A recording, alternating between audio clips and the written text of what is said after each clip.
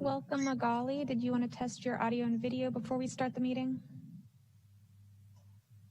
Hi, can you hear me? Let's see, I'm checking my video. Perfect. Yep, hear you and see you. Thank you so much.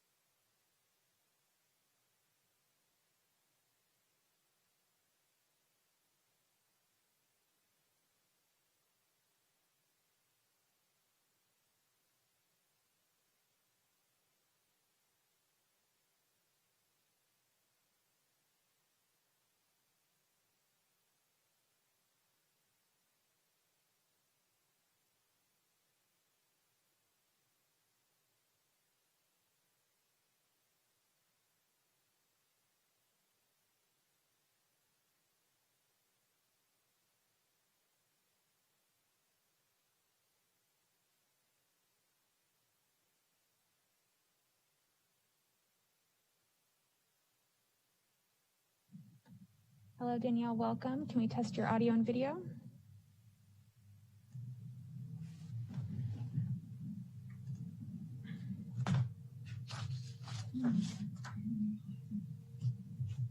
Perfect, I can see you, and let's test that audio. Can you hear me? Yep, I can hear you. Thank you so much.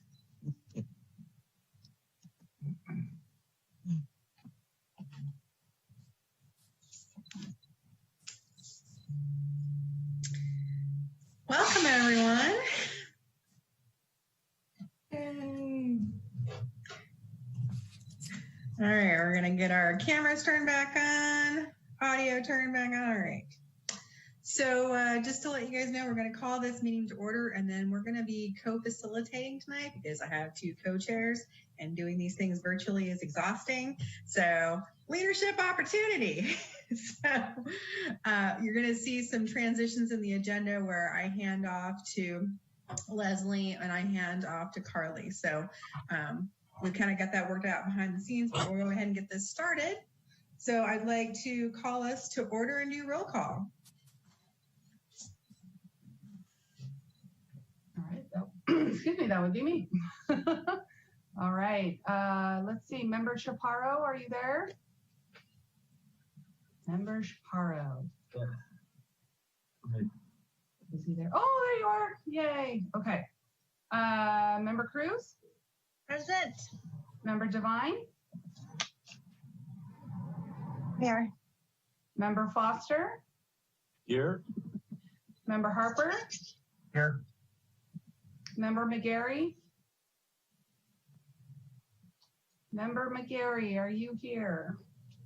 All right. Let's see. Member Okanya? Here. Member Carabin is absent today. Member Roberts? Yep. And let's see. Let's go to Co-Chair Graves. Here. Oh, sorry, Co-Vice Chair. Co-Vice Chair Moore? Present. And Chair Barnett. Present. All righty. So we have all members present except for members McGarry and Carabin. Thank you, Danielle. Mm-hmm. At this time, I'd like to go to item number 2, which is public comment.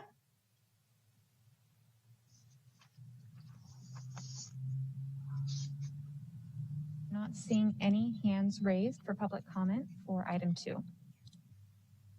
Thank you.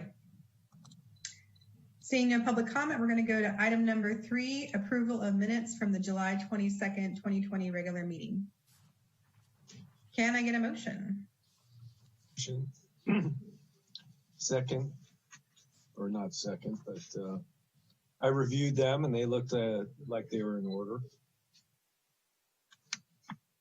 Any discussion?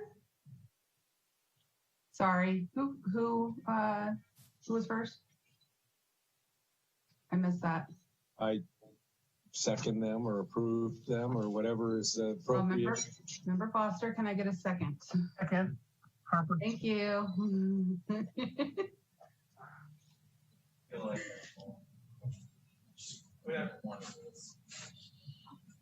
All right, I guess I need to do the roll call vote, sorry. Still getting used to this. All right, let's see, Member Chaparro. Just yes or no if you approve. Yes, sorry, I can turn on mute. Okay, Member Cruz? Yes, approve. Okay, Member Devine?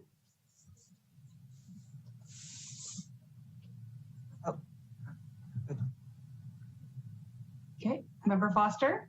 Yes, approve. Okay, Member Harper?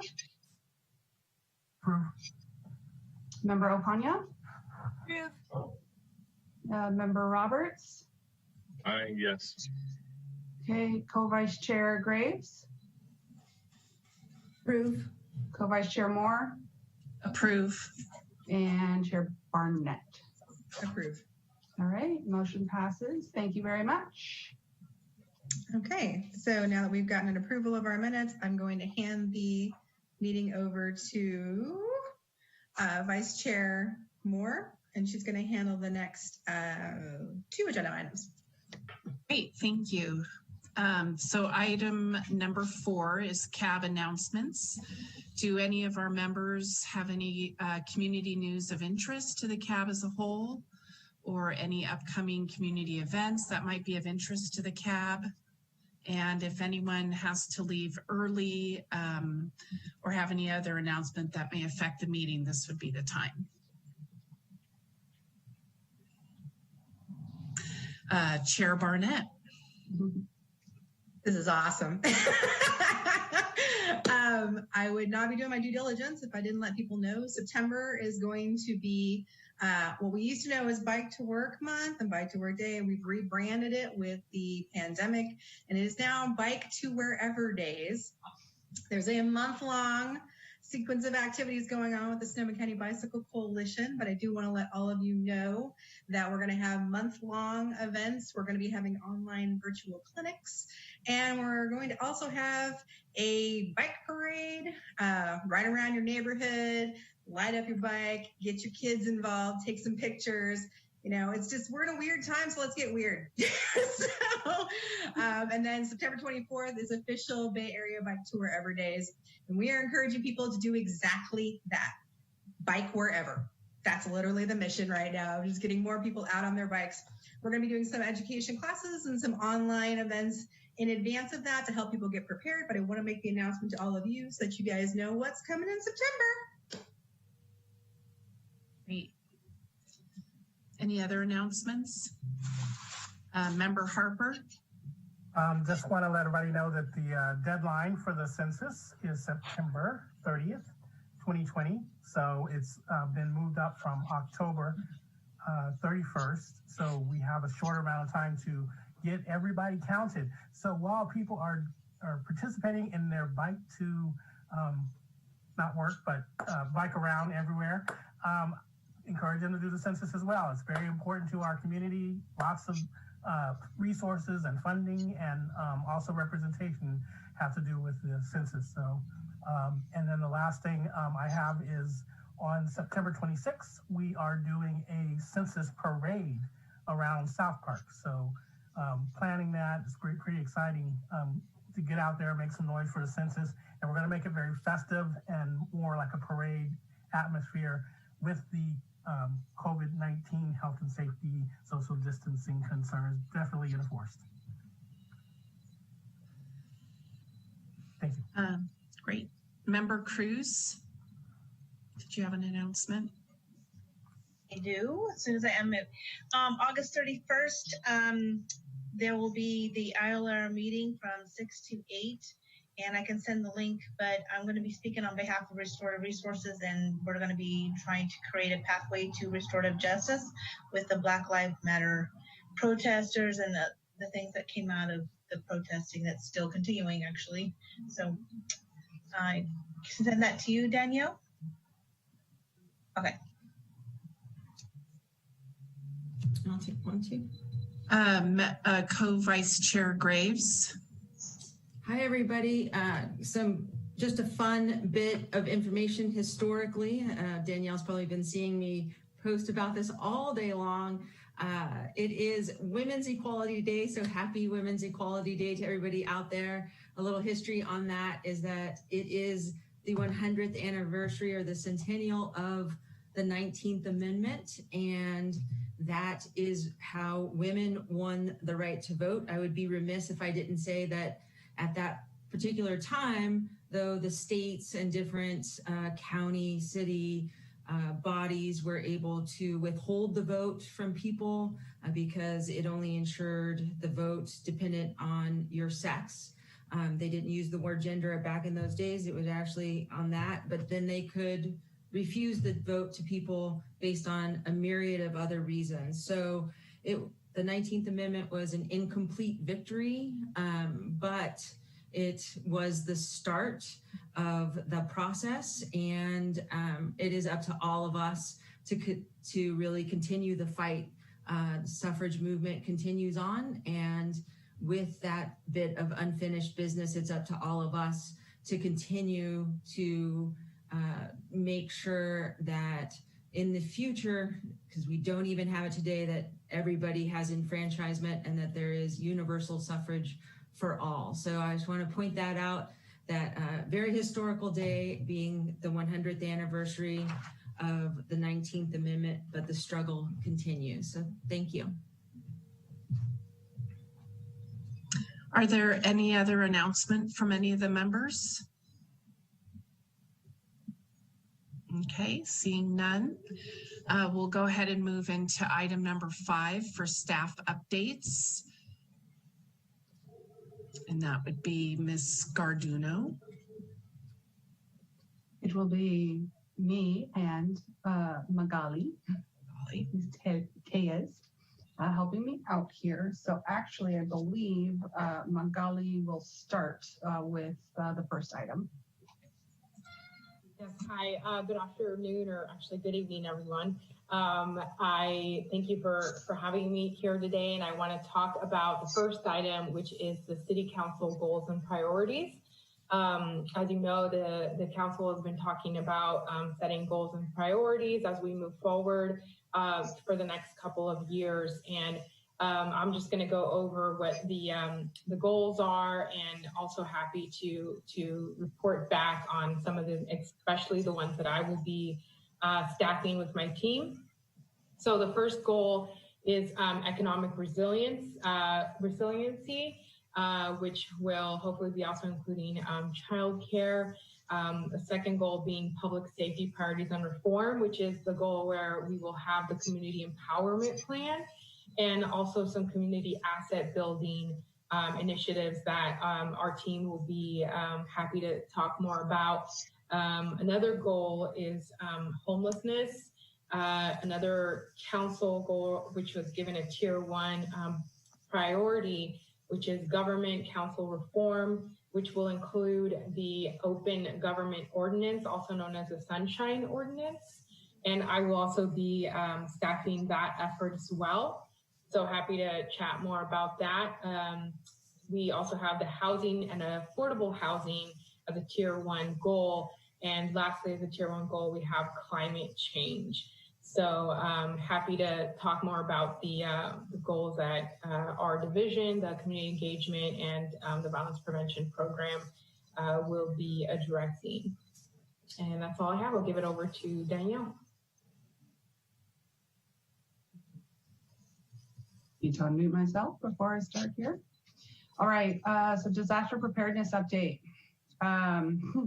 This is very timely. As everyone knows, we've had significant fire issues again occurring in our county. And so last week, the public information officers put out a City Connections Emergency Preparedness Special Edition, which was released last Thursday. If you have not had a chance to look at it, please check it out. It has a lot of great information.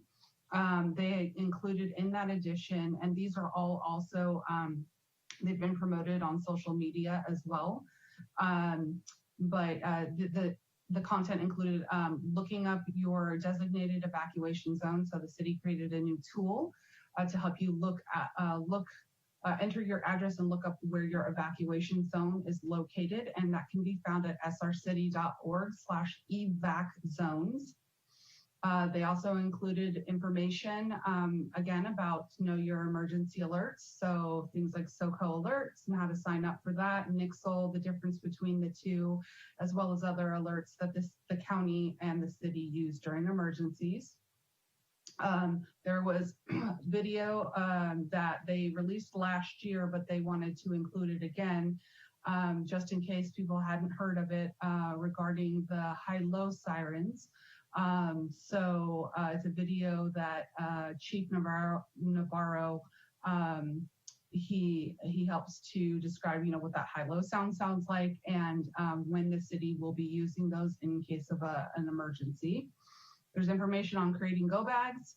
And in addition, there is some brief information about COVID-19 and what we're doing around evacuation sites. So the information that they provided is that the city has set up temporary evacuation points, or TEPs. TEPs are opened during emergencies as a safe parking lot staging areas for displaced households to drive to and park while they regroup and maintain social distancing in the safety of their own vehicles.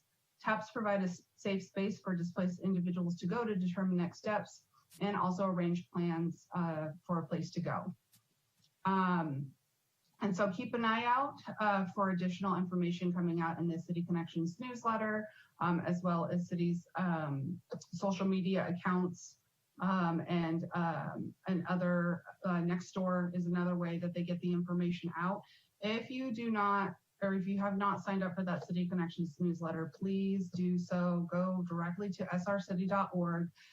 You will get a pop-up that shows up that will ask you if you'd like to sign up for the newsletter. If you did not see this one, please check it out. It has a lot of great information, and also forward it on to your community contacts, neighborhood contacts, that you think this would be valuable information for them to receive, or if they don't receive the newsletter and you think that they might want that information. Moving on to the empowerment plan update. So we have, since the last CAB meeting, have held 4 additional listening sessions. We have 3 additional listening sessions coming up, one tomorrow with United Black Voices of Sonoma County. We have a follow-up meeting with 100 Black men of Sonoma County on Friday. We also are working on putting one together with the South Park Community Building Initiative, which I believe is mostly Spanish-speaking residents. So we'll hold that with them hopefully sometime next month. We're working on that date. In addition, we're also working on putting together a listening session that includes Senator McGuire and members from various Black community groups. And then after we're done with the listening session, actually not after we're done, I'm currently doing this right now, is I'm starting to analyze the data from the listening sessions, as well as data that's coming out of our public comments from City Council meetings, the Public Safety Subcommittee meeting, and our CAB meetings, along with the listening session data to analyze that and then write a final report, which will be presented to City Council hopefully in October. And then I'm going to pass this on now to Magali. She's got a couple of additional updates under the Community Empowerment Plan. So go ahead, Magali. Thank you. So we are collectively working on an engagement initiative project, which will help us with visibility for our BIPOC community. We are sort of initially preliminarily calling it Santa Rosa Fun Facts.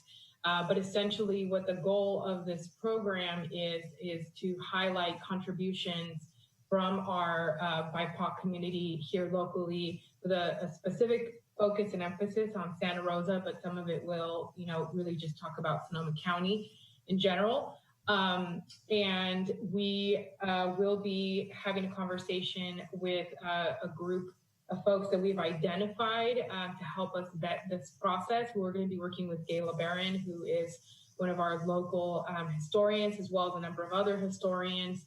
We'll also be highlighting some local current BIPOC community members who are doing wonderful things in our community, leading the way, and again, creating more visibility for folks here in Santa Rosa specifically.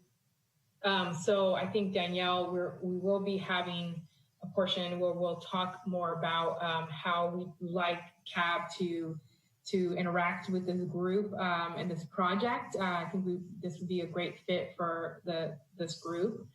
And another point that I do want to make is that we do have a number of openings on boards and commissions currently for City of Santa Rosa. So we do want to encourage everyone who's interested. If you think you're interested, contact us and we can walk you sort of through that process and what that would look like. Because that's always kind of the first step, is not whether you understand or don't understand what the time commitment is and, what you'd be committing to. Another piece that I wanted to update everybody on is the Commission on Human Rights report presentation. We did have arranged for several members of the Commission of Human Rights to present for the meeting today. However, the City Council has asked if they could have the opportunity to have that presentation at the City Council and for them to have the discussion first, and then we'll definitely reconvene with CAB and have a presentation done here at a later time. And Danielle, I'm going to swing it back to you. Thank you. Okay, so last update that we have is the downtown specific plan update. There is a community input opportunity available through August 31st. So the draft downtown station area specific plan is now available online for public review and feedback. Go to plantowntownsr.com/draft-plan to review the plan and also to get specific instructions on how to provide your feedback. The plan will be going to the Planning Commission in September and then going to City Council in October, dates yet to be determined. And so those are our updates for this month. And if you have any specific questions about anything that we talked about, please feel free to reach out to me via email, and we can go ahead and get you additional information. Great, thank you so much. Is there any public comment at this time? There are no hands raised for public comment. Okay, great. We will move on to our next agenda item, which Co-Chair Graves will be facilitating. Thank you, Co-Vice Chair Moore. And we're moving forward to 6.1 on the agenda with the role of the City of Santa Rosa Public Art Program and social justice themed public art projects. I'd like to just take a moment to thank Member Okonya for bringing up this agenda item just about the same time we were planning our agenda. So I appreciate that some input happened around this so that we could get this on the agenda for this evening. This is has staff from the Public Arts Program that will be providing information on current practices for enabling community-led projects and discuss opportunities to address additional requests. And I believe I see Tara Thompson here from the Public Art Program for that presentation. Tara, are you ready for that? I am. Thank you. Great. Can you hear me? Yes, we can. Great. Well, thank you, Co-Vice Chair Graves and Chair Barnett and all the members. I'm happy to be here today and look forward to an ongoing conversation about how the Public Art Program can perhaps interact more with some of the contacts that you are working with in the community, specifically around the empowerment plan. But I will start off by really just talking about what has come to our attention in the last few months, what types of activities we, the Public Art Program, are doing to kind of address some of the needs that we're hearing in the community, and then it's just some process kind of information about the Public Art Program, the funding, and how we are able to support projects. So in the last few months, we have had some great conversations with a variety of artists and activists about how public art type projects can be kind of enabled and supported by the city, by the Public Art Program, to bring awareness and to provide expression outlets.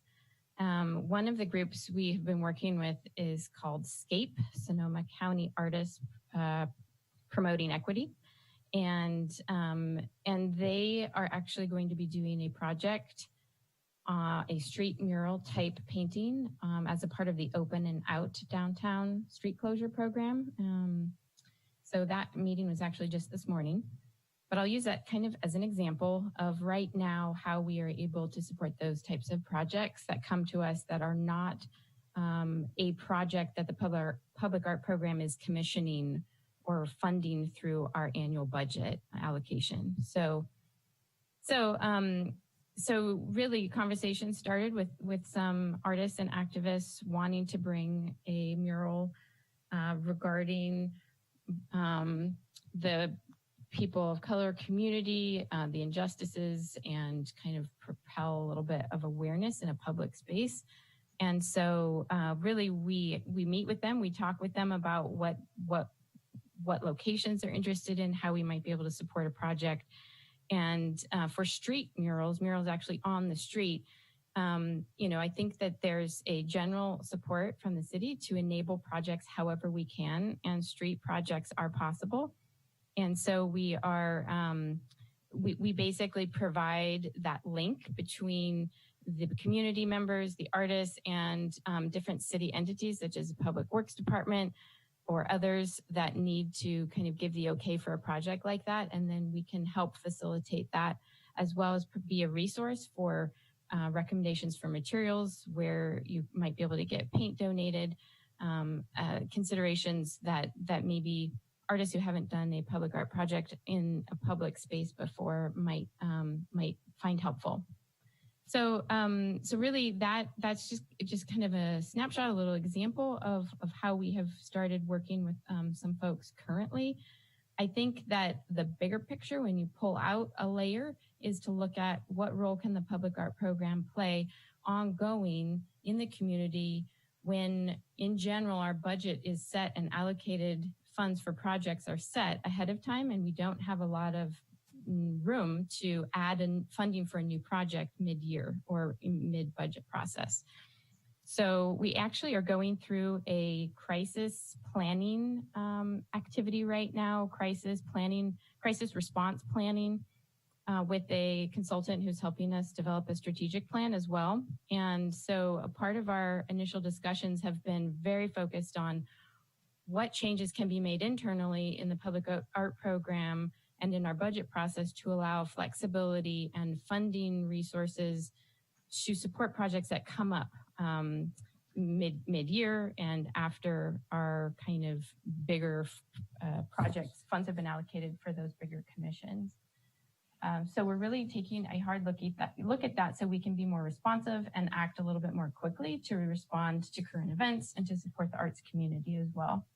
We're also looking at that through the lens of COVID and how do we help artists who are out of work as well. So it's really taking a multi-pronged approach. I think that right now, like I said before, our focus is on how do we enable projects? We may not be able to fund them right now, given our current structure, but how do we support them happening and provide as many resources as we can to see them happen? So really, I am offering myself to you as the contact to share with people when you get questions. How can I do an art project in Santa Rosa? How can I do something in my neighborhood? How can I do something on the street, downtown, in Courthouse Square? I'm more than welcome to talk to people, and I may not have immediate answers, but I will work as hard as I can to try to find a way to say yes to people to see projects happen. So I think that that's kind of where I wanted to start the conversation. I'm very, very open to discussing and talking about where we might go from here. I'll throw out there one other thought, which is we want to ensure that the projects specifically that are kind of BIPOC focused, social justice focused, are being proposed or at least created with the involvement and participation of the BIPOC community, which we've had some challenges with, making sure that what we're kind of saying, yes, we can support that, making sure that we've done our due diligence to make sure that it is something that is coming from that community. So I also want to open that up as a topic of discussion if the committee members have any suggestions or thoughts on that. So I'll leave it there and answer any questions that may come up. Thank you, Tara. Thanks for all of that great information. I believe at this time, correct me if I'm wrong, Danielle, but would we be going to any public comment first? CAB questions first on the item, and then public comment, and then discussion. Okay, thank you. Appreciate that. So we can go through the CAB members. I don't mean to pick on you, but you have your microphone off, so I'm going to start in my top left-hand corner, which is Member Foster. If you have any questions. Yes, I guess for Tara, do you have something that you could share with us after the meeting anytime, essentially the process of submitting and getting different projects approved, artwork approved, locations approved, etc.? is there like a committee, or how does that work in terms of deciding what, you know, what will be done, could be done, is acceptable, etc.? Yes, thank you for the question. Right now, we do have the Art in Public Places Committee, which is a council-appointed volunteer committee similar to CAB, that at this point makes decisions about how the public art funds are spent and which projects are funded by the program, which artists and designs are approved for the projects that we are commissioning. But in a case like this, where there's no public art funding going towards a project, at least not currently, really it is something we're looking at to develop, which would be some kind of framework that would determine what kinds of projects can we remove as many of the approval process and red tape type steps, so that the community can you know, there would be a very clear process that would involve very minimal oversight and approvals, so that we can see those projects happen as quickly as possible. So that hasn't been developed yet, but in the meantime, what I could share with you is what I have shared with other groups in the community is our already established mural program guidelines, which basically kind of establish a process for if you have an idea for a mural and it's on public property, what steps you need to take to get that approved. And so I can share that with you, but like I said, we're right in the middle of looking at how we can cut some of that process out and say, here's the types of projects and the locations where you can do this without this much oversight. This is Rosa. I work with Tara in economic development. She does public art and I do the economic development part. But I do want to point out in answer to that question as well, that there is a differentiation between public art paid by the city, public art on, not paid by the city, but on public property in the public right of way, and then also public art on private property, and then social, public art that's a social response that we're trying to enable. So what Tara's talking about is really things that are on public property or artwork that is paid by the public art program, so that we have, those are the processes that we're working on. But the city does not get involved with public art on private property done by the private folks. And I bring that up to point out the fact that we've seen a number of sort of responses to the protests popping up on private property, and we encourage that. You'd have to work with the property owner, but I do not want to confuse us getting involved or the city getting involved with artwork that you may be seeing come up on private spaces, on buildings, murals, etc. That does not go through the public art program. Okay, but last question that kind of relates to that. Is the city streamlining along with this program just approving murals on private property, say in the downtown area? So through this program, do you mean the open and out program, or do you mean just in general to support the current response, community kind of activism response? Well, it could be for any type of a mural. I'm just saying if they wanted to get something approved on their buildings, it could be again, yeah, if it's private property and it's privately funded, there is no city involvement. And if it's a mural, if it's artwork, if it's a sign, there are different requirements for signage. But if it's a piece of art, such as a mural or even a sculpture, if it's on private property and it's privately funded, there is not the level of review or approvals from the public art program. We are not involved at all. So, for example, the artwork you might that's being put up right now on Bicycle Czar on Sonoma Avenue at Santa Rosa Avenue, that is private property. That did not go through the city's public art program. There's no approval process for that. Okay, Member Foster, I'm done. I'll mute. All right, thank you. Thank you.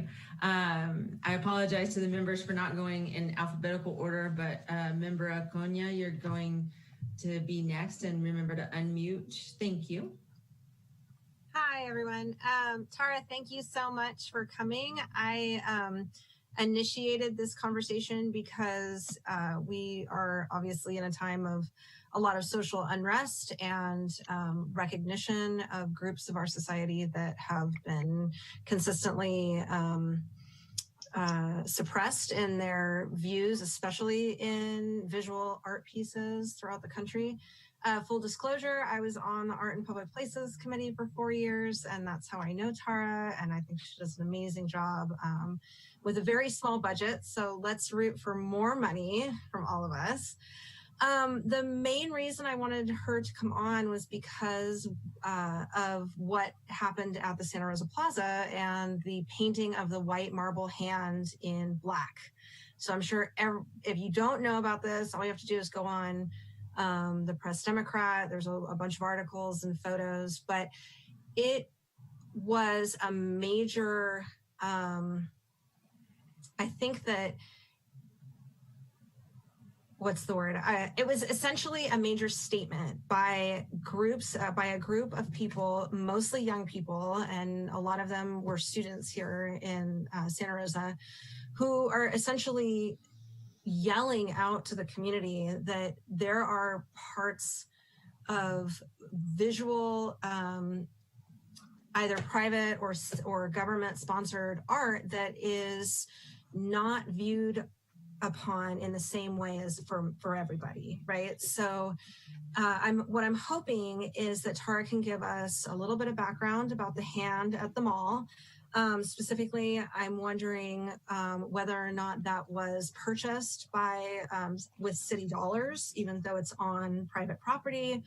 If you could talk a little bit about the artist and who currently owns the piece of art, and if you have any other little tidbits about that. But what I'm just going to take a couple of seconds here to read something that was posted in the Bohemian this week by a community member named Roman Campos, who's an activist. And I think that this statement really puts into perspective what this statue means to a lot of people. There is perhaps no better metaphor for the way our county has softened its exploitive history than the, quote, white hand art piece in Santa Rosa. The White Hand, owned by a multi-million-dollar development firm, designed by a white man living 1,000 miles away, was built to honor our Black, Indigenous, people of color labor class. Recently painted black, it was soon restored to its original color. And as the black paint was stripped away the other day, it is another painful reminder of what we find underneath every facet of our socioeconomic experience here in Sonoma County. Something old, rich, and white. And I think it's really important as members of CAB that we internalize and process this kind of a perspective, because it's very different than what other members of our community perceive that hand being. And so again, thank you very much, Tara, for coming to speak with me or with everyone here in the group. And that's my time. Great, thank you, Jacqueline. It's nice to see you again, even virtually. And yes, I can provide some background about the piece as well as some information about what I know about it. But to just clarify that this public art installation predates the City of Santa Rosa's public art program and our public art and private development ordinance. So it is privately owned, it was privately commissioned. However, it was commissioned as to fulfill the requirement for the Redevelopment Agency. I don't know if you remember the Redevelopment Agency. It is now defunct. They were taken apart piece by piece. I don't know, 10 years ago now or less. And they had, that organization had a similar art requirement that did require the development of a new mall or hotel or whatever it may have been. If they were a redevelopment project with redevelopment funding, they had an art requirement. And like I said, that predated our own public art program and our own private art development ordinance. So it is owned by Simon.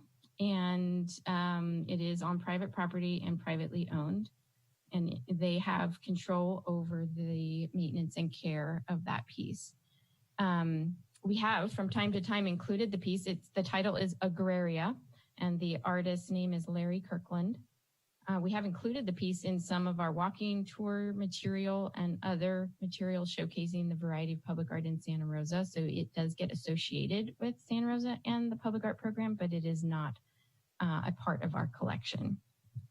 In terms of what I know about the piece, I mean, more has been written about it in the last few weeks than I think had been previously. But you know, what I knew even before some of the more recent articles came out was that the piece was in honor of all the different types of people who have had their hands in our soil here in Sonoma County in one way or another, thus the hand. And I know that this artist in particular worked with Carrara marble, which is the material, for all of his pieces during this time frame. It was made in 1996, I believe. And so, you know, there's some, you know, question about the intent there. I think the intent was to honor that it was a multicultural community that built our agriculture here, and that continues to tend the land. But again, the artist is not here presently, but I do believe he answered a couple of questions in an interview. I'll see if I can find that article. It might shed some light on his intent when he originally created the piece. The mall has kind of reached out to us, just clarifying what role and responsibility the city has in the care of that piece. And, you know, we have said, well, it's your property. It was commissioned through this requirement back in 1996. But, you know, I think that the public art program is open to a discussion about how we might have some kind of public engagement around this issue, and if we can serve in some capacity to encourage conversation, I think that is important.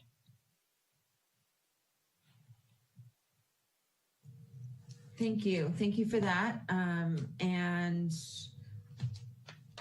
Well, I call on each member.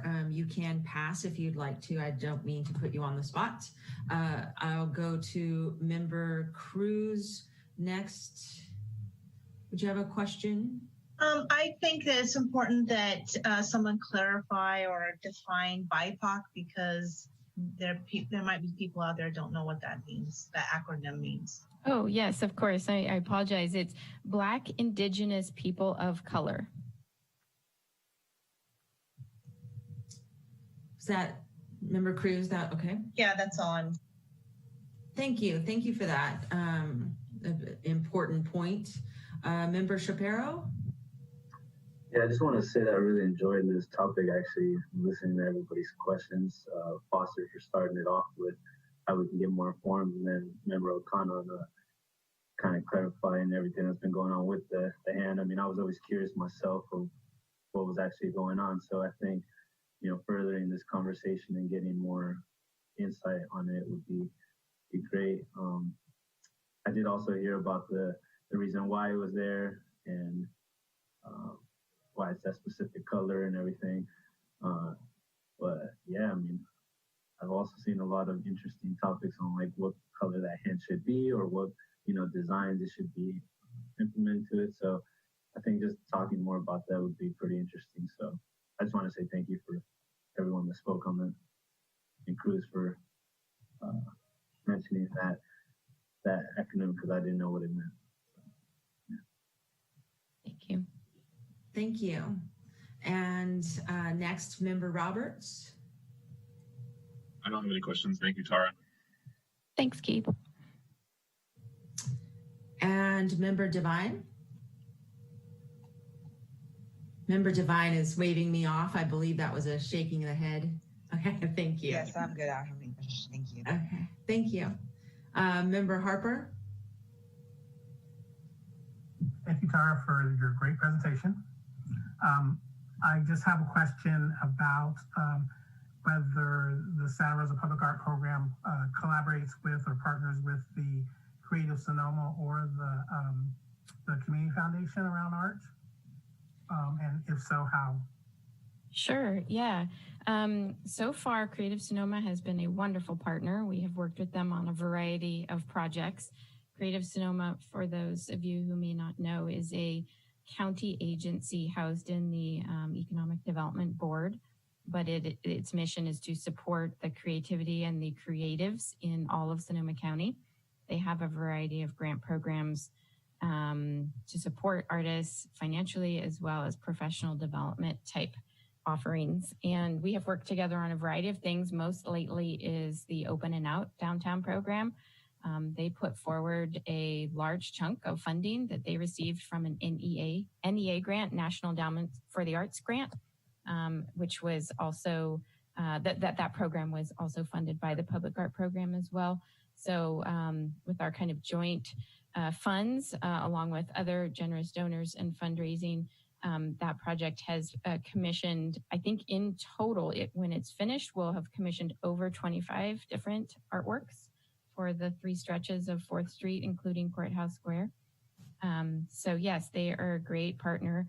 The Community Foundation, we have not partnered directly on. I know that some funding comes through them when it relates to certain specific projects, but it's been many years since I have worked with them, to be honest, but I know that back maybe, 8 or 10 years ago, I did work with them on some strategic planning around how they might create grant programs for arts and education, as well as emerging artist grants. So I'm aware of their programming, and I'm looking forward to partnering more and more with a variety of different organizations and groups in the community.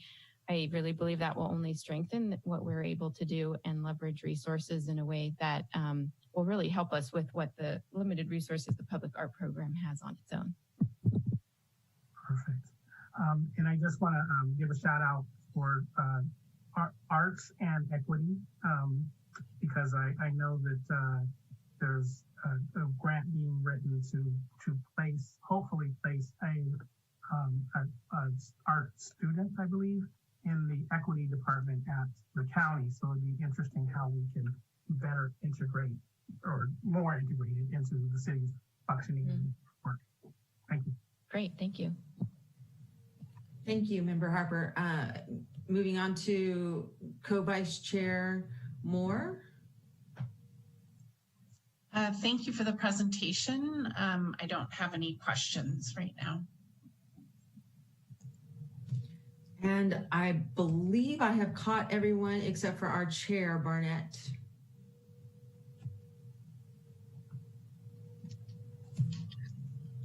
Thank you both to Tara and Teresa for presenting, and I have no questions. Thank you. Thank you, Tara, and thank you, Raisa. A little disclosure here. I also serve on one of the public art committees. Right now, I believe our title is the Courthouse Square Public Art Selection Committee. Tara, correct me if I'm wrong. Yes, you serve on the Imagine Art in Courthouse Square Selection Panel. You are a selection panelist. Okay, I thought I missed a word there or two. And I know that project is coming right along as well. And even being on that panel, I didn't realize all of the ins and outs between the public art and the private property public art and the different types of funding. So I appreciate all of that information and being able to pass that on. I know that there's a lot of information also on the website about the Courthouse Square project right now. Is that something that you're going to go into with this group and with the Community Advisory Board?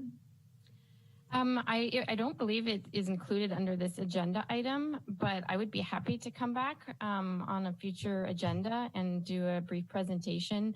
But I can share right now that please go online to srcity.org/imagineart. And you can see little previews of each of the 5 finalist proposals. You can take a survey to let us know what you think of them. And we will be starting a larger outreach campaign to get folks to look at these and to take the survey next week. Thank you for that. And I'm excited by that. And I'm excited about just seeing more art in downtown with the Open and Out project as well. I think that it's been going really well. So thank you for all of the information. And now to bring it to any public comment. There are no hands raised for public comment. Okay. With that being the case, I believe it's time to move on to our next agenda item. And if there's not any other things for Tara at this time, Tara, I want to thank you again for your time this evening and for giving us all of that great information. I really appreciate it. Thank you. I'd be happy to come back anytime. And now at this time, we had initially talked about having a 10-minute break. I want to check in with Danielle. Is that something, and the rest of the board members, do we want to explore? She is waving me off. It says, if I want to come into a pit stop, and I'm being told no. That does not happen right now. So we're looking at the time and we're like, we're really good on time. So I'd rather us keep going. And so that way we actually get done on time. So that's what we were looking at. I'm like, yeah, let's just skip that break. If we were at like 8, it was like, but we're really good right now. Can I petition for a break at 8 though, just for like an individual water break and all the subsequent processes? Yeah, we definitely had, hopefully that information is well known, but we have chatted about breaks. I also want to make mention right now, Danielle, I don't know that we did at the beginning of the agenda talking about the Spanish translation services. Are they doing okay? Are we needing a break for them? Do they need to be taken care of in any way at all? And just to let our members know that there is Spanish translation available tonight. No, that's happening next month. It's happening next month. It's happening next month. Yeah, we are working on it. We're getting there, but it will definitely be available next month, as well as the translated agenda moving forward. Okay, great. Thank you for that clarification.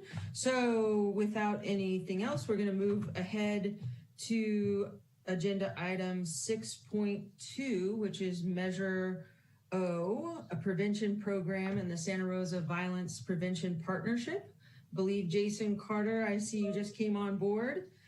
Welcome, sir. And Jason Carter is the program manager for the Santa Rosa Violence Prevention Partnership and will provide the CAB Community Advisory Board with an overview of the Violence Prevention Partnership's mission, programs, as well as information about the numerous community organizations that provide services and programming to youth, families in Santa Rosa, funded by Measure O. And I will hand it off to Jason at this time. Thank you so much. Can you hear me? Yes, we can hear you. Thank you. I'm not sure if I told Danielle this is a 2.5-hour presentation that I'm about to deliver, so it may run a bit long, but I'll try and keep it short. Chair Barnett, Co-Vice Chairs Graves, Moore, members of the board, Jason Carter, Violence Prevention Manager for the City of Santa Rosa, part of the Community Engagement Office. First and foremost, I hope you are well, and thank you, Danielle, for the opportunity to share a brief overview of the City of Santa Rosa's Violence Prevention Partnership. So I do have a slide here that I believe our incredible host, Madeline Brown, is keying up. Next slide, please. So in the late 1990s and early 2000s, the City of Santa Rosa experienced an increase in violent street gang activity, accompanied by an acknowledgement of the Santa Rosa Police Department that the city could not just keep arresting their way out of this uptick in violence. So although law enforcement efforts were critical and still are, enforcement alone could not appropriately address the systemic causes of youth and gang-related criminal activity. So in 2002, as shown on the slide, there was a very large rival gang fight that was recorded. There was gunshots, there were stabbings, which attributed to the growing recognition that an enhanced approach was necessary. So in July of 2003, then Mayor Sharon Wright established the Mayor's Gang Prevention Task Force, a model kindly borrowed from the city of San Jose with unanimous support of the San Jose City Council. Next slide, please. In August of 2004, the city adopted an ordinance known as Measure O. It's a 20-year sales tax measure that received a 2/3 vote in November of 2004. Measure O is a 1/4 cent special sales tax that generates revenue for police, fire, and gang prevention and intervention programming, which was originally housed in the Recreation and Parks Department as recorded by ordinance number 3680. The ordinance stipulates that recreation and violence prevention are to enhance and improve gang prevention and intervention programs, add programs in neighborhoods affected by high levels of gang activity, provide after school and summer programming which stress academic and recreational activities, and then also provide grants to organizations for youth and parenting programs that focus on gang and anti-violence education, prevention, and intervention. The ordinance also stipulates that 35% of our 20% allocation, because fire gets 40%, police gets 40%, and recreation and community engagement gets 20%. 35% of that 20% must go towards community grants. Next slide, please. So we've definitely evolved over the years. We did separate from the Recreation and Parks Department, and in 2015, the Mayor's Gang Prevention Task Force, we rebranded as the Violence Prevention Partnership to better align with efforts such as the Portrait of Sonoma, which took a public health lens at addressing social determinants of health and how they impact social behavior. So today, excuse me, we are referred to as the partnership. We are a model of shared responsibility, partnering with over 70 organizations and partnering with sectors such as parents, schools, community-based organizations, faith community, business, government, and local law enforcement. Next slide, please. Part of the continued alignment with addressing violence is through a public health lens that I had mentioned earlier.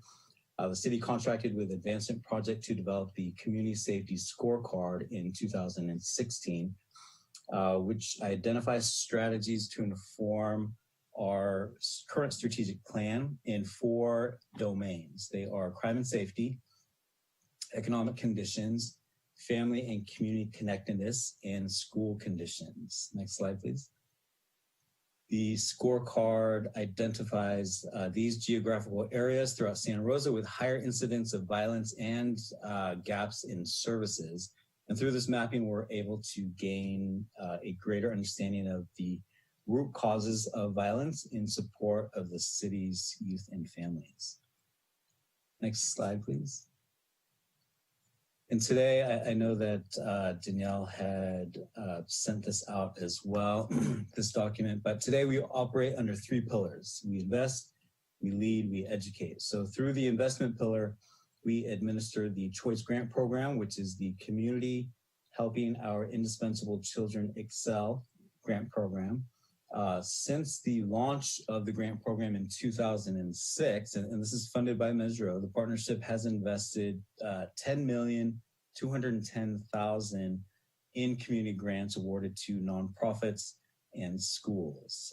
Also some data that was reported as far as the criminal aspect of what we do. It was reported that during the first 10 years of the grant program, from year 1 to year 10, juvenile misdemeanor arrests declined by 66%, juvenile felony arrests declined by 68%, and juvenile felony violent offense arrest declined by 47%. And by no means are we trying to claim that we are the sole reason for this, but there was a definite shift in intentionality with how to address youth and gang violence. People often ask if there are, gangs here in Santa Rosa today, and the answer is yes, absolutely. According to data from the Santa Rosa Police Department, in 2017, there were 341 gang-related incidents of crime in Santa Rosa. In 2018, it declined to 335. And then in 2019, there was another decline to 250. The city has also leveraged our local Measure O dollars to obtain external funding from the state and the county. So for example, through the Board of State and Community Corrections and Sonoma County Probation. And what you're looking at right here is our current cycle 10, which we did award $1.68 million to 10 different agencies for a 2-year cycle starting in January 2020 through the end of December 2021. And year 2 is basically it's mirrored of year 1, except we do want to make sure that all of our nonprofit organizations meet and achieve all of their year 1 outcomes in order to obtain that second year of funding. And also, if any of you have questions on what we specifically track from the document in front of you, please let me know. I'll be happy to provide that for you through staff. We also had a CAB member participate in the Cycle 10 Grant Review team to come up with these funding recommendations that City Council approved. And if Danielle is okay with this and the chair and the vice chairs, we'd like to continue that collaboration with CAB members being involved in future grant review teams for future cycles. Just a couple of brief examples of some outcomes that some of our partners have achieved in this 2020 of ours. Social Advocates for Youth, from January to June of 2020, 106 youth attended work readiness, job skills trainings, or career exploration workshops. 29 youth participated in SAY's Clean Slate Tattoo Removal Program as well. For the Boys and Girls Club of Sonoma Marin, which delivers the REACH program inside Juvenile Hall, there were 37 sessions of virtual pro-social activities, in addition to modifying their outdoor activities to become social distance and abide by any health restrictions. Next slide, please. So LEAD is our second pillar. We have 72 different organizations that we convene with at various levels. We don't necessarily provide direct services ourselves, but we do serve as a bridge to agencies for them to provide direct support to youth and families. We have different cohorts, the Executive Advisory Board, the Steering Committee. We have a policy team made up of multiple executive directors from nonprofits, multiple superintendents, probation chief, etc. We also have our operational team, and the operational team is kind of like what I call the heartbeat of the partnership. These are direct service providers, counselors, case managers, street outreach workers that are working directly with youth and families. We also have an MDART team, which is a multidisciplinary assessment and referral team, which is administered by Julie Guerin, our wraparound coordinator, who coordinates the Guiding People Successfully referral component. And this is a model where nonprofits, schools, law enforcement entities, or even self-referrals, they can actually refer themselves to our wraparound coordinator. She does an intake and then brings a case study to the choice-funded agencies, which is this MDART, and they decide where services can be looped in and what nonprofit organizations can provide services. A quick stat on GPS that really is designed to serve our higher risk populations. Since 2015 through June 30th of this year, 314 high-risk youth and adults were referred to MDART, receiving various services such as case management, mental health services, job development, and paid internships. Next slide, please.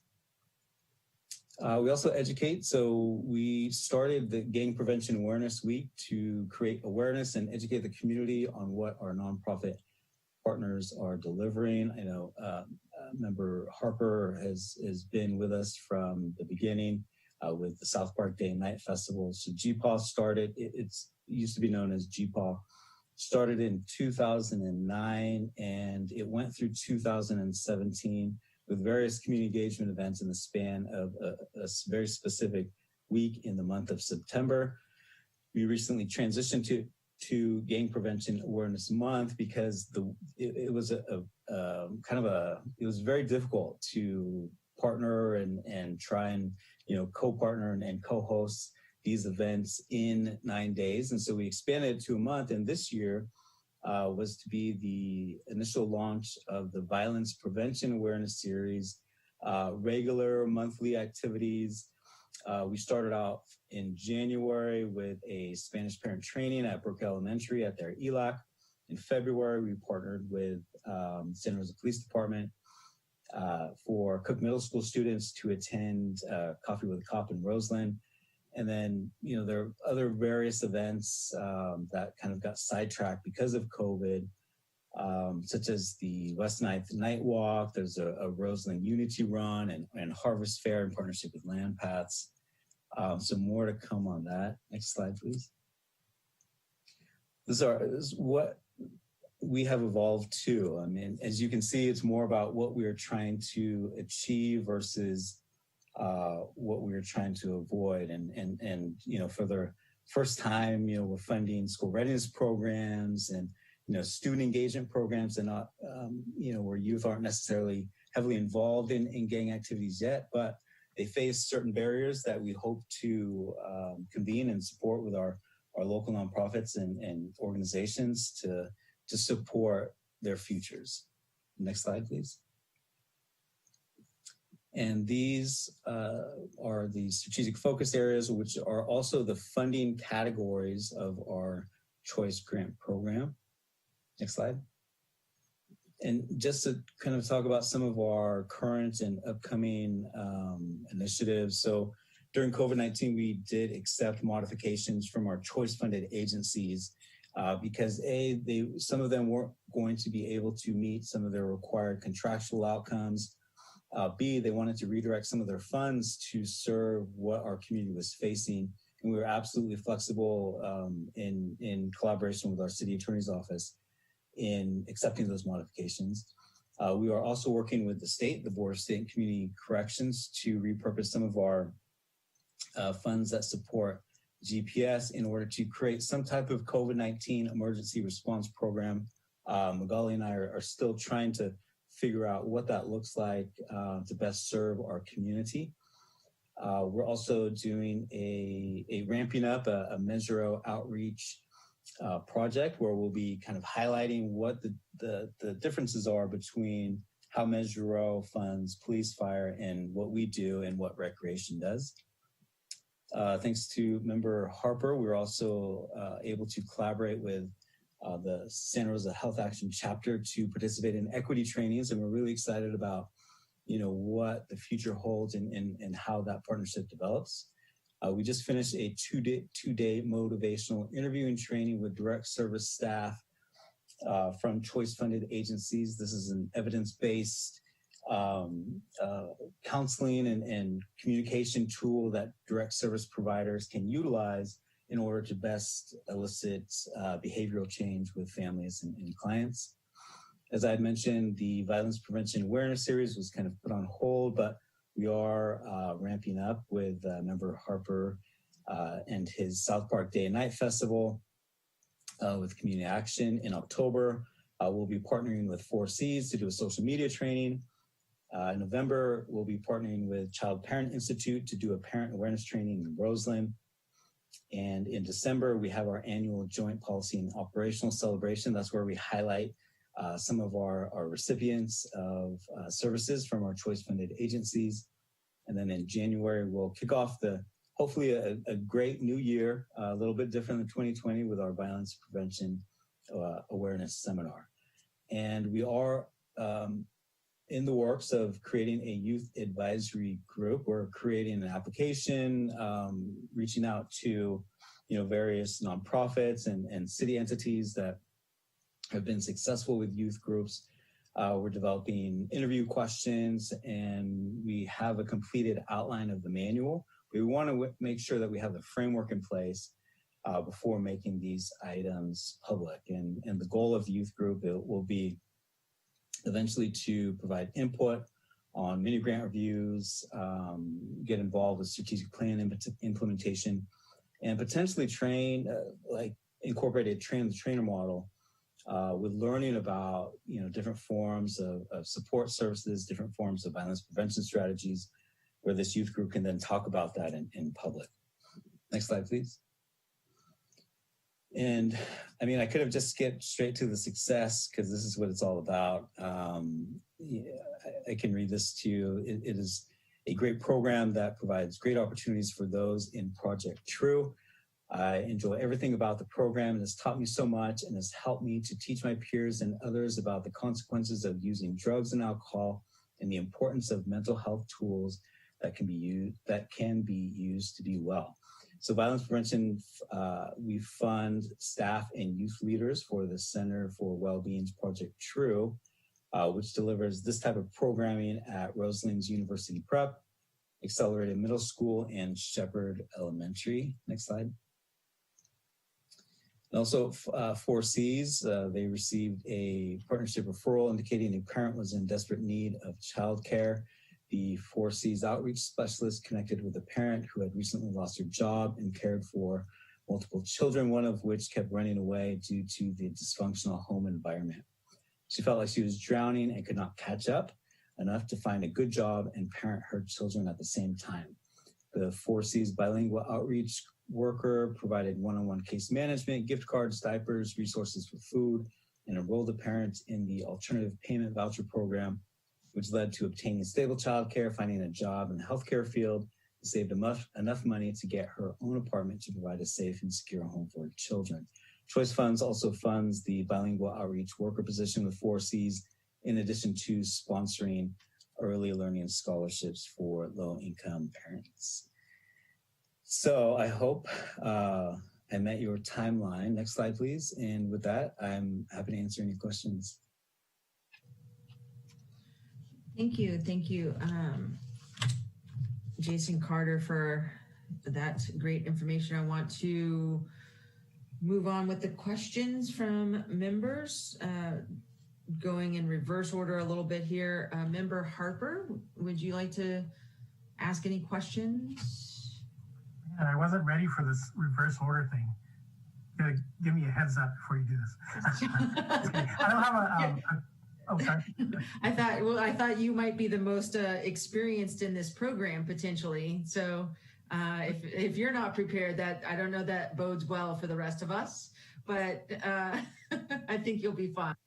Yeah, I really don't have questions. I just want to thank Jason for the presentation and the many years of partnership in terms of being able to serve youth and families in our community. And it's been great to watch this whole process as it's blossomed, and also to, partnerships in terms of the last year or so have been really wonderful, and being able to impact a greater number of amounts of the community.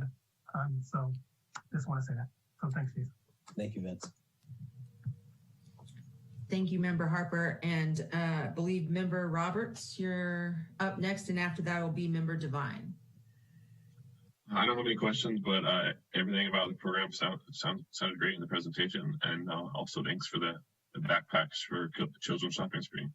Jason. Absolutely, thank you. That looked like that was a lot of fun just a little while ago. Member Devine, and then Member Shapiro. Yeah, I was just wondering, there's been some concerns from the community about the increase in violence in the community since we've been quarantined and at home on COVID-19 began. And I was wondering if there's any programs out there right now that are providing safe coping skills for youth. Yeah, two of them in particular, the Center for Wellbeing and which I had mentioned earlier, but also LifeWorks of Sonoma County. We fund LifeWorks to do in a pre-COVID world, in-home bilingual mental health counseling for both the young person and meaning the children and the adult in the household. They have switched to a virtual platform. I know that they have some HIPAA concerns initially, but from what I've heard, they have been able to deliver virtual resources. So that's two, but also the Sonoma County, they have a warm line that they consistently advertise on a regular basis. And that's for people that just need, to check in, to call, to hear a friendly voice, and to hear some of the resources. And I'm more than happy to provide that information to Danielle to distribute to the board. Wonderful. Thank you for that information. Thank you. Great. Thank you for that question. Member Shapiro? I don't really have questions, but I just want to say thank you for funding us. That's how I'm able to have a job. I work for Social Advocates for Youth, so I know a lot about the whole Measure O. Member Biden, I think I don't really have an answer to that either, but as far as Social Advocates for Youth has been doing, we've been still working with youth, obviously just through text message, through phone calls, and social distancing, but I have been able to get kids jobs during this time, which is fortunate. We've been able to practice interviews through Zoom and, help them through the application process, and then been able to get jobs. So, we're still working around it. I don't know too much about the violence part, but maybe those answers can be answered later, or those questions can be answered later. But yeah, thank you, Jason. Thank you. Great, thank you. Next is Member Cruz and then Member Acuna. I have no questions, but I appreciate the presentation. Nice to see you, Jason. Thank you, you too. I don't have any questions. I just want to appreciate your give you my appreciation for coming. Thank you for reading off the statistics and giving us some case studies, because that always puts it into perspective for us. So I appreciate all your work in the community. Thank you very much. Thank you. And up next is Member Foster before we move on to co-vice chair and our chair. No questions. Just thank you for your presentation. It seems like you're doing a great job, and I'm going to look further into it. But thanks again for your time tonight. Thank you very much.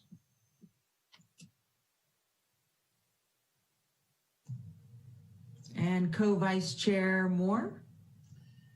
Thank you, Jason, for the presentation, and great job.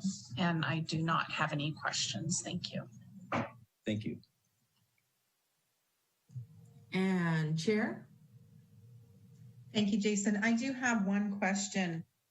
You had mentioned working with the County Department of Health with the Portrait of Sonoma County and the relationship to gang violence and how that correlates. And you had in the presentation put the heat map in that was talking about areas in and around the city that had incidents of gang violence. And I wanted to know, now that we are looking at the pandemic and we're looking at data sets, has the Department of Health worked with your office at all to see if there's correlation there with COVID-19 cases, and if the heat map, if there's any syncing going on between that, because there's obviously correlation with what happens to impoverished communities when they can't get access to testing and isolation. But I'm wondering if we've seen any correlation data with neighborhoods that have experienced gang violence, and if they're also seeing the same cause and effect with a public health crisis that's going on right now. Thank you for that question. No, we haven't formally had that conversation yet. As far as the partnerships with the county, what we're doing right now is working with upstream investments and really taking and adopting the results-based accountability approach, which is a new type of evaluation for us and how we inform not only the strategic plan, but also the potential update for the community safety scorecard. As we all know, there is a disproportionate impact from COVID-19 on our Latinx community, and Division Director Magali Tellez is leading this community input and inclusion task force, and that's part of that conversation. And so I think through a different avenue, we'll be able to greater connect those dots that you had mentioned, because I think it's a critical time, and it's important for us to do.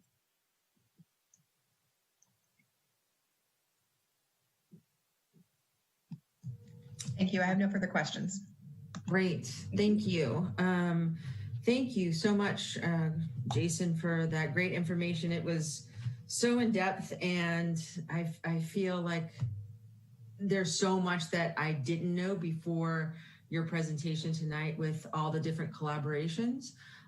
One of the questions that I have, though, kind of topical to the past few months of protests and whatnot around the defunding of the police and police reform, is with all of those collaborations that you have within the partnership, is there going to be any possibility that the partnership is also looped into some of the conversations around the empowerment plan for the city, and if there is any shift potentially in the months to come or the year to come with police services, that some of those partnerships may be resourced for some of that work? Is that something that you see? Is that something that's been talked about at all? It seems like that may be the case, but maybe I'm way off base here. No, I don't think you're way off base at all, Vice Chair Graves. I think we're fortunate to have an insider as the lead of the Community Empowerment Plan with Magali and Danielle. And so we're constantly kept in the loop of the activities moving forward, potential opportunities to collaborate. For example, one of our team members had recently coordinated and assisted Magali and Danielle and our police chief to have a conversation with juvenile hall youth. So I think those opportunities are being built and being created, but I think also, as you know, with the conversations about the school resource officers, the school resource officer team has been heavily connected with the partnership at participating at the operational team and serving as various sources of referrals. But if that does go away, then I think we are prepared to listen to some of our organizations like the SAYs, like the LifeWorks, that are already delivering services on campus and figure out how to heighten and enhance upon that using our local measure of dollars. So I think the possibility is there. The conversations are happening, but there's so much more to come. Thank you for that. Really good to hear. And at this time, without any hands or other last minute questions from the members, any public comment? We do have one public comment. One moment.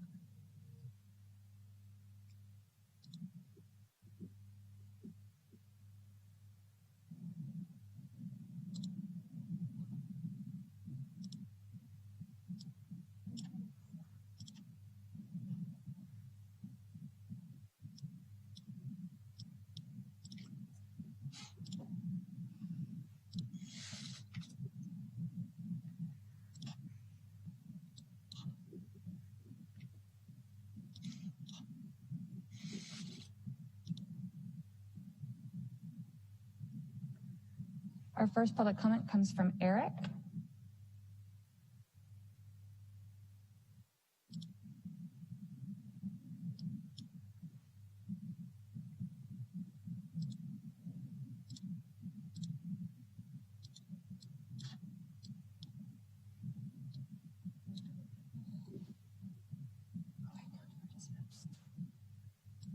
Sorry, forgive me. One moment, please.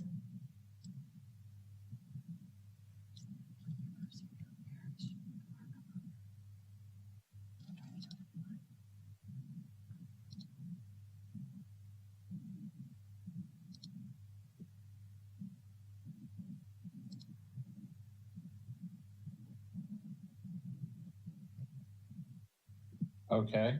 Okay, Eric, you have 3 minutes And your timer begins now. Thank you very much. Waiting for the timer to start, but I think you can hear me okay. Thank you very much. So yes, this is Eric Frazier in downtown Santa Rosa. And first comment I'd like to make though is about the Zoom technology. I don't know, but I was having a lot of problems sticking on this call. Zoom would be kicking me off quite frequently. I double checked our Wi-Fi availability, all that sort of stuff. I'm not sure if this is an ongoing problem with the technology, but it definitely was a distraction. Well, thank you very much for the opportunity to talk on this issue briefly. So my question is about Measure O and whether there's funds available for a category of restorative justice, if you will, reparations. This comes from what I heard during the Public Safety Subcommittee meeting when some of the speakers were giving their testimony about the impact of the officers in the school environment.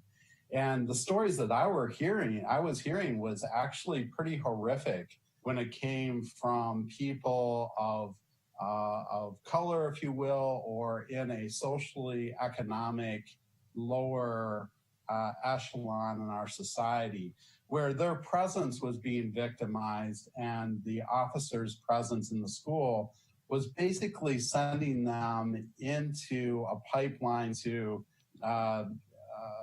perhaps the gangs, creating problems.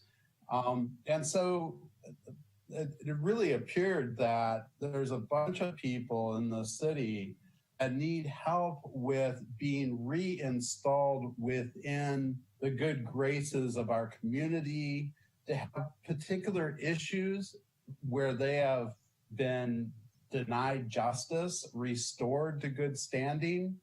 And well, of course, all the programs that make up the Measure O funding are great.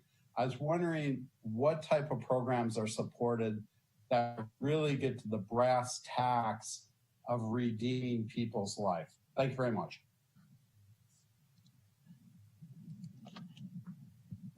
Thank you.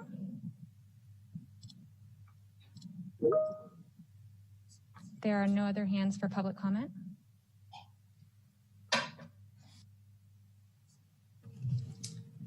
Great, thank you for that. And at this time, I believe we're moving on to the next agenda item.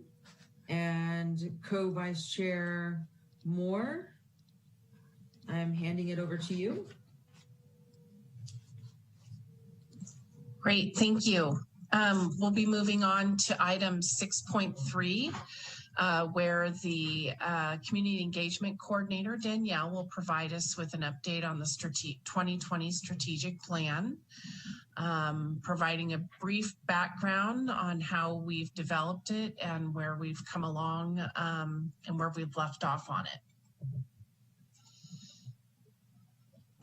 Hi, thanks everyone. So most of you are familiar, may be familiar, actually not most of you, some of you, maybe half, are familiar with the strategic planning process that happened in 2017 and 2018 with the CAB. And the rest of you, this is a great learning opportunity to catch you up to speed, as well as members of the public, to catch everyone up to speed on how it was developed and then also where we're at with it currently.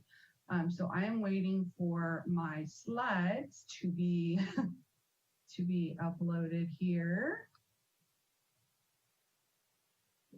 Madeline? Yes, thank you. I'm getting it up right now. Okay, thank you.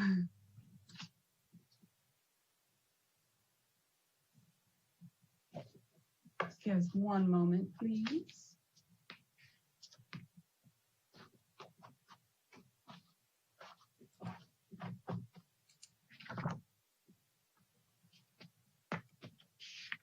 All right, next slide, please.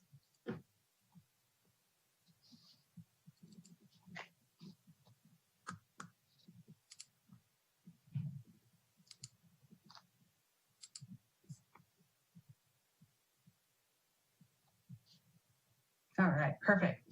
So just a little bit of background for those of you who are not quite familiar with the history of the CAB, being part of the city charter and the subsequent resolutions that go along with that. So in 2002, the City Council added Section 10 of the city charter to create the Community Advisory Board. They were officially adopted by Resolution 25805 in 2003. That particular resolution provided the structure, roles, and responsibilities of the CAB.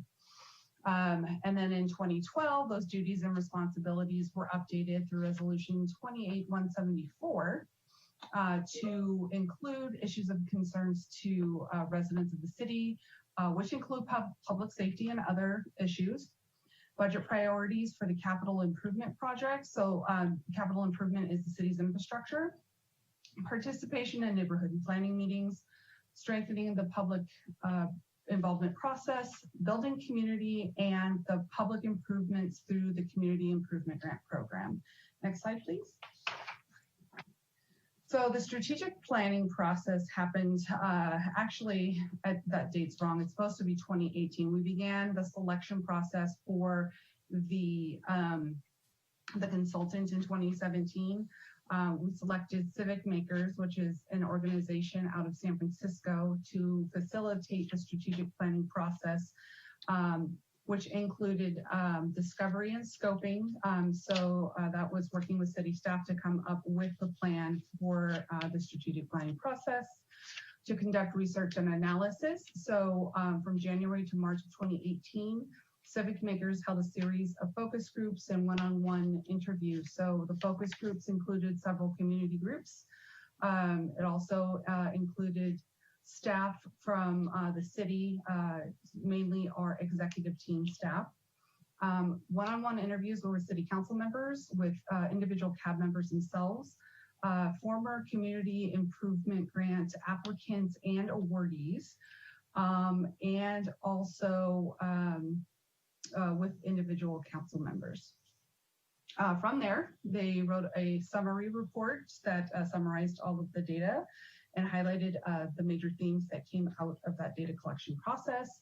From May to June, they held the first workshop, first surveying the CAB to see what kind of format they wanted for the workshop. And in June of 2018, held a 2-day workshop where the CAB, which I'll get to in a minute, created their mission, vision, and strategic categories.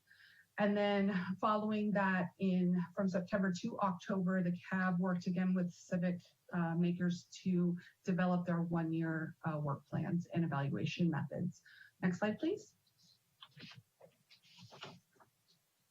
So out of that first workshop and all of the data that was collected during the research and analysis phase, the CAB came up with this mission. So the CAB's mission is to connect city government and residents so the public can have a voice in decisions that impact their lives and build a stronger community. Next slide, please. This is the CAB's 5-year mission. I will not go into every detail. I'll just read the first couple of sentences, which is CAB is a highly effective working group that bridges the divide between residents and their government. CAB members are regularly attending neighborhood meetings. We have developed strong, trusted bonds with community leaders, and so on. And you can actually read this statement in your in the agenda packet, as well as on the CAB's website. Next slide, please. So those strategic categories that I mentioned from the first workshop were empowerment, community engagement expertise, and operations.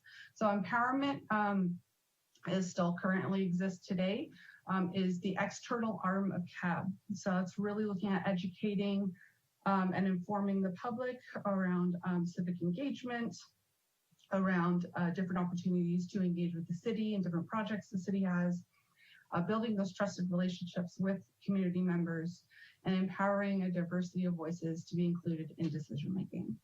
The expertise arm of the CAB is the internal part.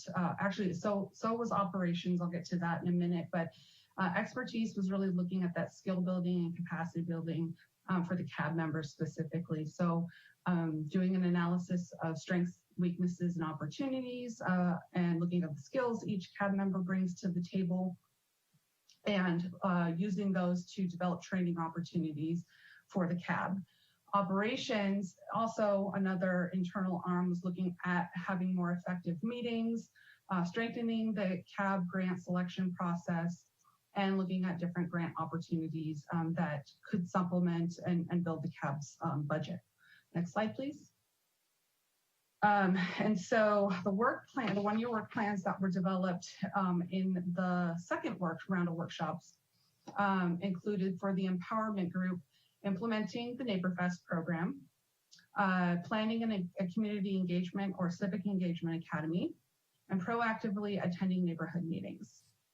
The expertise group was going to assess CAB strengths and weaknesses and conduct trainings based on that assessment, create a list of board assets and present one CAB member per meeting, invite government departments and council to come to CAB meetings, and operations, again, solidifying that community improvement grant process with the voting metrics, running more collaborative meetings, and adding accomplishments to the agenda. Next slide. So where are we currently as of 2020? The operations subcommittee no longer exists because they completed all of what they said they were going to do, and they eventually merged with the expertise group. So we did solidify the community improvement grant process and voting metrics. It was completed in late 2019 and used in the early 2020 selection of the NeighborFest mini grants. The CAB figured out how to run more collaborative meetings, which was completed in early 2019. And we have seen an improved, for those of you who were not part of this process, we have actually seen an improvement in the way these meetings run. They run much more efficiently and much more effectively than they used to be. Adding accomplishments to the agenda, except for this month and last month, we used to have a subcommittee update section on every agenda, and hopefully once we get past this pandemic and we're able to start meeting again and have those subcommittees meeting again, we'll get back to that. But it was an opportunity to provide updates as well as accomplishments that the subcommittees were having. And again, like I said, we dissolved that subcommittee because they met all of the things they said they were going to do. So next slide, please. Update on the empowerment subcommittee. So we implemented NeighborFest in 2019, holding 8 events throughout the summer. We awarded 6 mini grants for the 2020 program. However, because of the pandemic, we had to suspend the program. Those selected 6 neighborhoods that applied for the mini grants will actually hold their programs or their events in 2021. So unfortunately, that puts the program off for a year. So hopefully, fingers crossed that we get back to that next year. The group began planning for that Community Engagement Academy. They've developed a community survey to assess what the community would like to learn in such an academy, different learning objectives that they're hoping to get out of that. However, again, that was placed on hold because of the pandemic.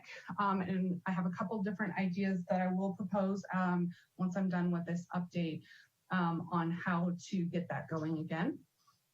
Proactively attending neighborhood meetings. So this group is responsible for creating a very robust, comprehensive list of neighborhood and community groups, which was created. It was created last year, and then actually it is currently being utilized by our staff in many different city projects, including planning projects, neighborhood planning, and the general plan update, which is really awesome, and they're very grateful. Our city staff is very grateful for that list, which breaks it down by neighborhood and neighborhood groups. The group also prioritized that list and decided their focus was going to be specifically to attend neighborhood, either neighborhood association or less formal neighborhood group meetings, and then kind of build from there. But unfortunately, again, the pandemic put a wrench in that, and so that work has been suspended. Although, again, we have some ideas on how to move that forward. Next slide, please. Finally, expertise. They also did a lot of great work. They were able to, in 2019, end of 2018 and then 2019, assess CAB's strengths and weaknesses through a,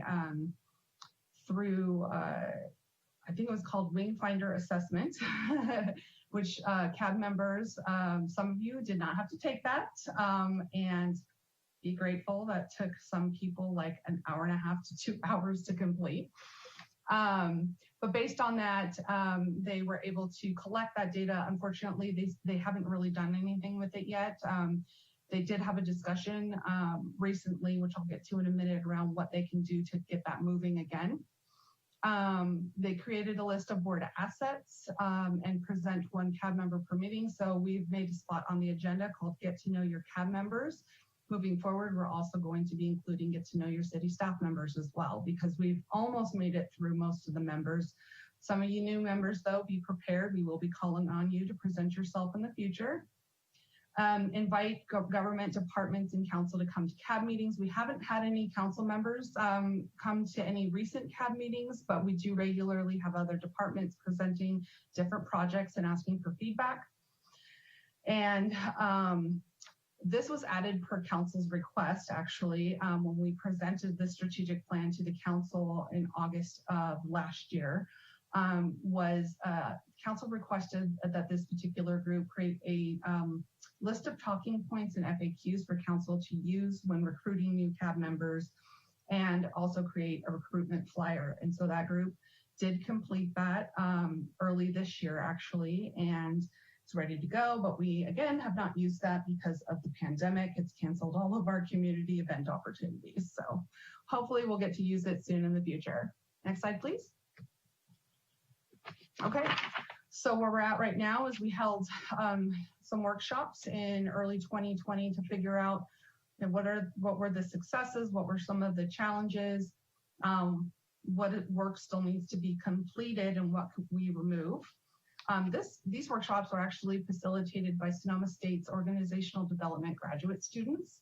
They got through the 2 workshops, and then the pandemic happened and we weren't allowed to meet again. So unfortunately, they did not get to help with analyzing those results. However, I did put together kind of a summary document, which is in the agenda packet as well, of what the outcomes were. And so I'll go through it super quick here. So as far as that Community Engagement Academy, still need to develop the curriculum and calendar the curriculum or the different workshops and presenters. NeighborFest, I already mentioned, we're making some good headway on that. Proactively attending neighborhood meetings. We actually need to assign CAB members to attend those meetings and start attending them when the pandemic is over. Sorry, my PDF reader keeps shutting down on me. For expertise, we're looking good here. Again, we still have to pick up and finish the orientation, onboarding, and mentoring toolkit that we were also working on.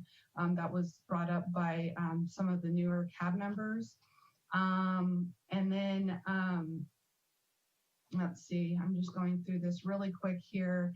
Other notes, so assigning, so once we decide what we're going to do moving forward, assigning specific CAB members in the work plans to those specific tasks. So it's a little bit more, we have some tangible things that we can work towards, and everyone has a responsibility. Also would be a good idea to review the CAB requirements in the charter to make sure that we're still meeting those requirements, and that our strategic plan is in alignment with those requirements. And then having the CAB review and approve the strategic plan update before we publish it publicly. And then let's see here. I think that is where we left off. So next slide, please. So staff recommendations based on all of the updates that I just gave and kind of where we're at with the pandemic, the community input that we've heard in public comment, both at CAB meetings, at city council meetings, at those public safety subcommittee meetings, and our community listening sessions, as well as some one-on-one individual conversations with community members. So empowerment, my recommendations for you are, again, NeighborFest, keep it suspended until next year. Obviously, we can't do anything about that. The Community Engagement Academy, there are some creative ways we can get this going again. So instead of planning for a full academy this time around, assist community engagement staff in developing a series of Civic Engagement 101 videos. One of the things that we have noticed is there's a lack of understanding and kind of some unclarity around how to participate in public meetings and what the processes are when participating in these public meetings. Also the processes just in local government in general, like how a budget's created, what the process is for a policy to go through local government and how policy is passed, what the different kinds of policies are, etc. And so Magali and I have talked about creating a series of videos sort of like this. And I think this is a really good fit for the Empowerment Committee to help out with writing scripts, with filming, and then we can work with our communications team here at the city to put those videos together and make them look really pretty. Attending neighborhood meetings. This is another one I think we can get going if we can find out who's meeting virtually. And if there is a group that's meeting virtually, really focus our efforts here on collecting information and feedback from those neighborhood groups around the pandemic, what the needs are, especially around recovery, information and feedback on police reform, the community empowerment plan, finding out if they've heard about it, if they'd like to know more about it, and what the different processes are that they can get involved in. And because homelessness and housing is still a major priority for our city council, collecting feedback from our neighborhood groups around homelessness and housing as well. Next slide, please. For expertise, skill development trainings. So there's also been a lot of interest and requests from both CAB members and city staff actually on a civic engagement or a community engagement 101 type toolkit. So I think that the expertise subcommittee with their skill development area can help create that toolkit. Some of that toolkit has actually already been developed by me, just hasn't been finished yet. And this is an opportunity where we could have both a toolkit for the CAB, the staff, and also for community members to use as well. So it's not that visual piece, the video or the training piece, but it's an actual written piece that people can refer to if they'd like.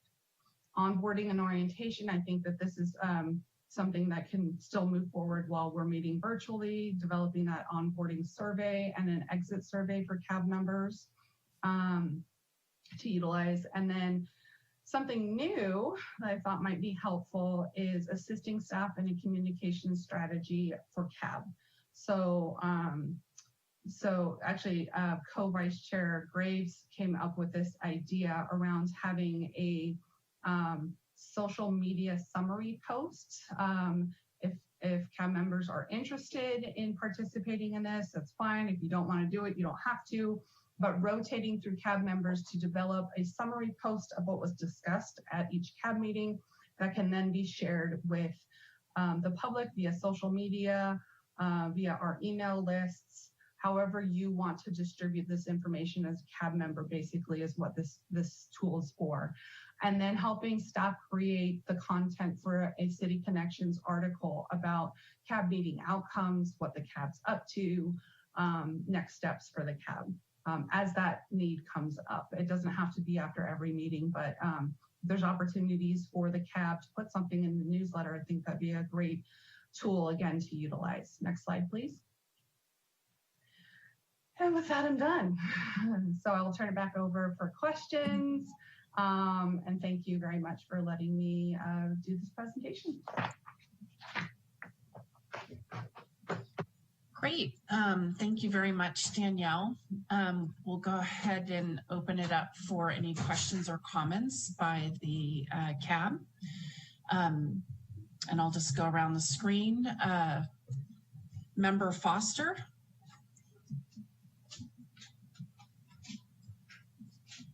There you are.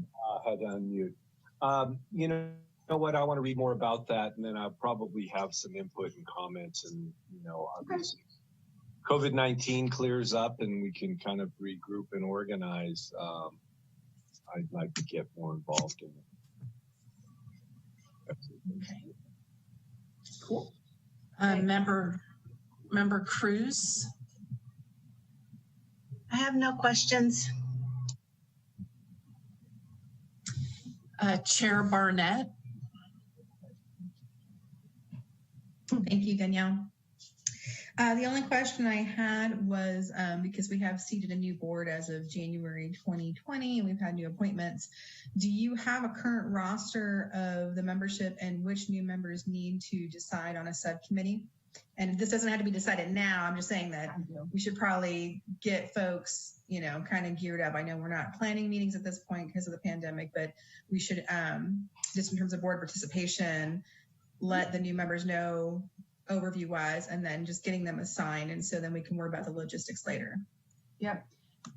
So actually that's a great question. The only member that doesn't have one is Member Foster. And there's openings on both committees. So once you've had an opportunity to look through the strategic plan and kind of take a look at the presentation materials that I went through, feel free to contact me directly if you have questions about that. And if you have questions about like your decision around the subcommittee that you'd like to choose. So it's either expertise or empowerment. I will definitely be in touch with you about that. Thank you. Mm-hmm. Anything further, Chair Barnett, on that? No, that was my only question. Thank you, Danielle. Mm-hmm. Member Roberts. Yeah, I have a question about the Civic Academy. I feel like that's something that's going to take a long time to plan the curriculum. And I feel like once we get out of the Zoom phase and back to in-person, whenever that will be, I'm wondering if we're going to be at ground zero of the planning. If we're focusing on the videos, I'm wondering if we should be planning the Academy concurrently, or I'm wondering if the videos will be able, we can transition, we can just convert those into the in-person Academy. And then yeah, go ahead. I was going to ask another question: is is there plans to do committee meetings through Zoom? So first question, I think that utilizing the videos and aligning those with the Academy planning, I think that's the best way to go. And the subcommittees, yes, I would like to start those meetings. We will be meeting, so we won't be meeting in September. However, we'll restart those meetings in October just because it takes so much to get those up and running. And also staff, I've got to schedule staff to run the Zoom host part of it. But I think we can utilize those meeting times to talk about kind of outlining, what content is going to go in the video or what the video topics are going to be, and deciding, okay, are those also appropriate and for the in-person Academy pieces of it, what is missing from the in-person pieces of the Academy. So there's a lot I think we have to discuss around that and a lot to plan out.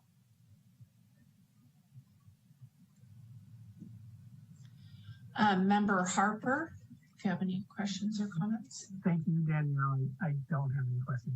Thank you. Thank you. Okay. Co-Vice Chair Graves. Thank you, Danielle. I am still, just so like Member Foster, anybody else may know, I am still on that learning curve of the subcommittees, because even joining the board in November, we didn't have that much time to really explore these topics. So I appreciate this this presentation. And just to clarify, when you answered the question about us meeting, and you said we're not meeting in September, but I believe that meant that we're not going to utilize subcommittees in September, correct? Correct. Okay. All right. Yeah. And I believe that's all for me. Just a comment though, I can't take responsibility for the social media aspect of everything, although that might appear that way. Co-Vice Chair Moore, I know you had some great ideas around that social media aspect of that.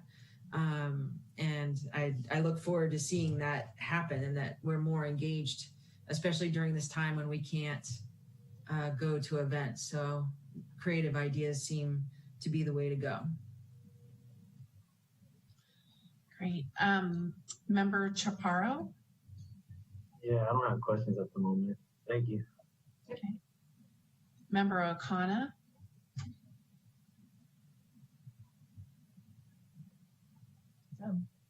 My little space bar wasn't working. Thank you, Danielle, for the presentation. I had 2 comments. My first one was, I'm on the Empowerment Committee, and is there a way that we can assist you in trying to find out if any of the neighborhood groups are doing social media? Not social media, virtual meetings, and how maybe we can allocate some of that work. And then my second question is regarding social media. I have seen this work with nonprofit organizations. I don't know if it would be appropriate for CAB, but going to, Instagram, for example, is a huge thing. People are really, really visual. I think far more than Facebook. And one really fun thing I've seen is members of an organization like taking over an account for a week or taking over an account for a month, where like each CAB member can go in and take photos around the city of Santa Rosa and like comment on the agenda items that we went through. I feel like that's kind of a fun thing because we each get, I'm not saying that all of us have Instagram accounts, but the people who do, it's an opportunity to let our followers and our friends know what we do, and then to maybe garner more membership. I don't even know if CAB has an Instagram account, but it was just an idea. It could be fun.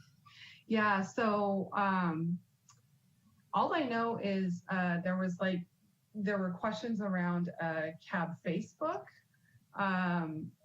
account long ago before I even got here, and the answer that I received was there was quorum issues around that, right? So like, say a CAB member posted something on Facebook, and then all of a sudden other CAB members started commenting on that thread. Well, if you get eight people or more from the CAB commenting on that, that constitutes quorum, and we could get in trouble, which sounds kind of silly, but I mean, those are the rules. However, I don't see a problem so much with Instagram, only because I don't see very many people commenting on Instagram. I think we might be able to make that happen, especially if it's more around like CAB members going out and then taking those photos and then creating the content that goes with those photos. And then maybe having myself or Gustavo, who is our community outreach specialist, having him or myself posting those along with the content. We might be able to work it that way. The city itself doesn't have an Instagram page. I know that fire does and police, they do. But this would be a good opportunity for CAB/community engagement to have one of those types of accounts. And I've talked to other staff about this year, and I think it's a good way to reach young people more specifically, because more young people happen to be on Instagram. So I'm very open to looking into this and kind of getting that up and running. So yeah, definitely. Did I answer all of the questions? There was another question, wasn't there? Oh yeah, it was just how can the members of the Empowerment Subcommittee help you out? So yes, definitely. So what I can do is send the Empowerment Subcommittee the current list that we have, and start having you guys reach out and contact all of those neighborhood groups to see who, like, you guys can figure out like how you want to divide it up. And then you guys can reach out and contact the neighborhood groups directly and ask them, are you meeting virtually? If so, would it be okay if one of us attends? And this is why, you know, this is the information we'd like to gather from you. Yeah. Thanks. Yeah. Member Devine.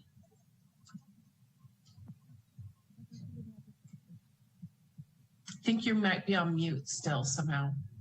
Yeah, we can't hear you. If you're not on mute, it doesn't look like, but we can't hear you. Do you have anything plugged into the device you're using? I'm not doing anything. There you go. I'm not doing anything different than I have been the whole time. Okay. Can you still hear me? Yeah, now we can. Okay. All right. No, thank you. I don't have any questions. Okay. Okay. And my own comment in response to Co-Vice Chair Graves around the idea of social capturing what's happening in our meetings and posting it to social media.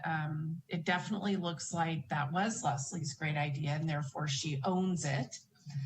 But that isn't what we were talking about. But, you know, we realized that Danielle is, you know, taking notes for the meeting, and thought that perhaps we could rotate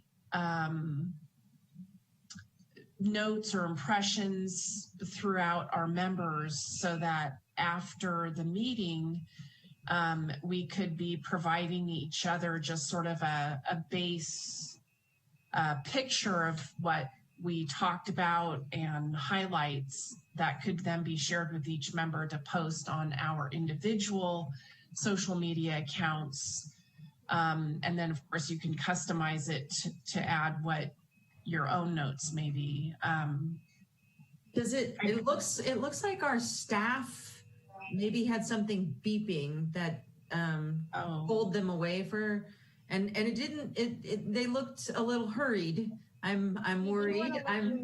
Sorry to interrupt here, that over at City Hall in the council chambers, we are experiencing a fire alarm. Yeah, sorry guys. I don't know what's happening right now. We're trying to figure it out. Can we take a quick break? Sure. Yeah, we'll be right back, okay? Thank you.